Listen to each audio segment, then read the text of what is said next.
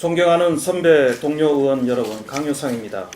먼저 많은 격려와 걱정에 고개 숙여 감사드립니다.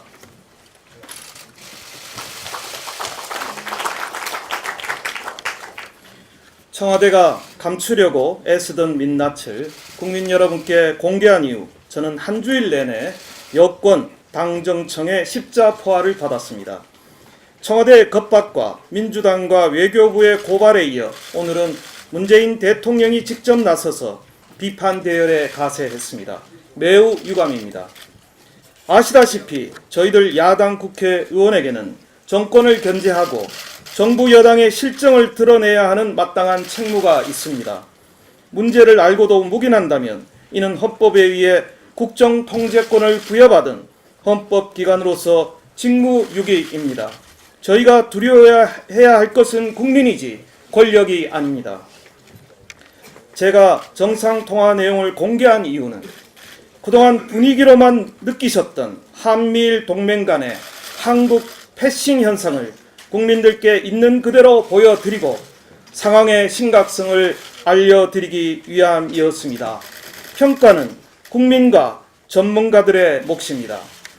이미 지난 3월 제가 대정부 질문에서 지적한 바와 같이 이번에 트럼프 대통령은 일본에 5월과 6월 두 차례 방문 계획을 수립한 반면 지척에 있는 한국은 한 번도 방문할 계획이 없었습니다. 그런 것을 문 대통령이 4월에 이어 5월에도 잇따라 트럼프 대통령의 방한을 요청하고서야 6월 방한이 성사된 것입니다. 근본적인 문제는 바짓가랑이 외교라기보다도 한미관계가 과거와 달리 균열 조짐을 보이고 있다는 점입니다. 지난 20일 발표된 미 의회 조사국 CRS의 보고서는 북한 문제로 밀접하게 공조했던 한미 협력이 문재인 트럼프 행정부 하에서 일관성이 없어져 예측할 수 없게 되었다고 밝혔습니다. 제가 기자회견에서 트럼프 대통령의 방한을 환영하면서도 두 정상의 통화 내용을 공개한 이유도 바로 그것입니다. 국민들에게 팩트를 자세히 전달해서 문재인 정권의 한미 외교 실상을 평가받게 하겠다는 것입니다. 지금까지 청와대는 미국의 외교적 수사만 발췌해서 한미 동맹은 공고하다고 주장해왔지만 이는 실상과 상당히 거리가 있는 것이었습니다. 저에 대한 정부 여당의 히스테리적 반응도 그 참상을 드러낸 사실이 뼈아팠기 때문입니다.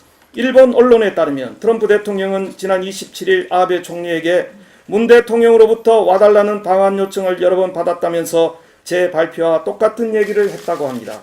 청와대는 저와 같은 내용을 공개한 트럼프 대통령에게도 기밀 유출과 기밀 누설로 항의할 것입니까?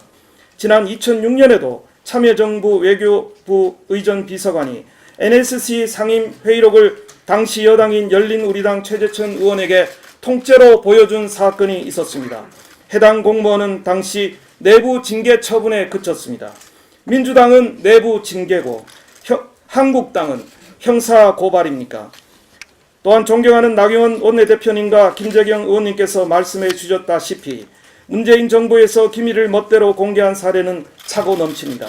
국방부는 작전 패턴이 북한에 노출되는 위험성에도 불구하고 사이버 사령부 군사기밀 20여 건을 공개했고 통일부는 개성공단 중단에 대한 기밀을, 외교부는 한일 위안부 비공개 합의 부분을 공개해 외교적 마찰을 일으켰습니다. 유리한 기밀만 골라 입맛대로 공개해왔던 자들이 반대로 자신들의 치부가 드러나니까 노발대발하는 것입니다. 내가 하면 폭로, 남이 하는 유출입니까? 적반하장이 따로 없습니다. 게다가 청와대는 처음엔 사실과 다르고 무책임하다 라면서 저를 거짓말장애로 몰았습니다. 사실무근이지만 기밀 유출이라는 황당한 논리는 도대체 무엇입니까? 또한 제가 대정부 질문에서 정의용 실장이 미국을 방문하려다 볼튼 보좌관에게 거절당한 것이 사실이냐고 묻자 이낙연 총리는 그런 얘기 못 들었다고 부인했습니다. 외교부와 청와대는 저를 형사 고발하기 전에 제가 공개한 내용들이 사실인지 거짓인지부터 밝혀야 할 것입니다. 이 자리에서 저는 국민들과 의원 여러분께 묻습니다. 국민을 속인 것이 나쁜 것입니까? 진실을 밝힌 것이 나쁜 것입니까? 정부가 말하는 국익은 국민의 이익입니까? 문재인 정권의 이익입니까? 지금까지 문재인 정권은 불리한 내용은 철저하게 가린 채 국민을 기만하고 여론을 호도해 왔습니다. 저는 국민들이 반드시 아셔야 할 대미 외교의 한 단면을 공개하고 평가를 고했을 뿐입니다.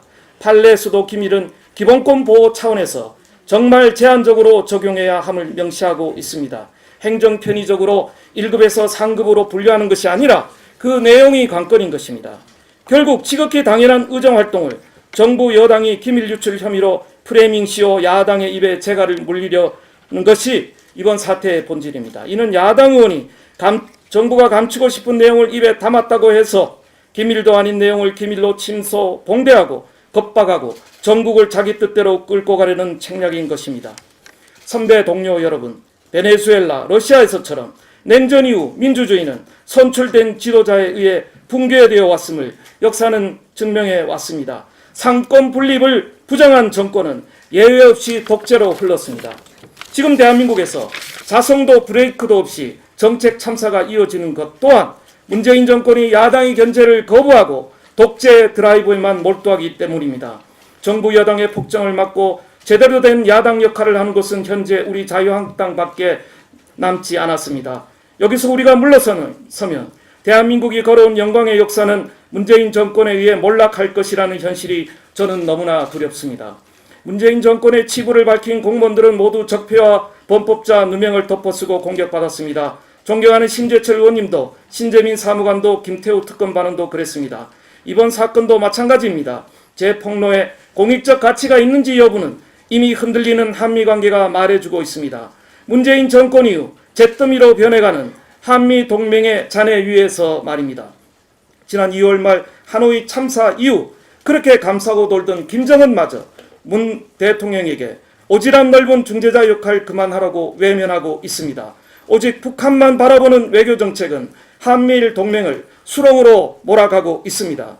참여 출신인 고려대 법학정문대학원의 박경신 교수조차도 정치인과 언론이 취득한 정보를 공개하는 행위 자체를 불법으로 모는 순간 우리 모두 감옥에 갇힐 것이라고 말했습니다.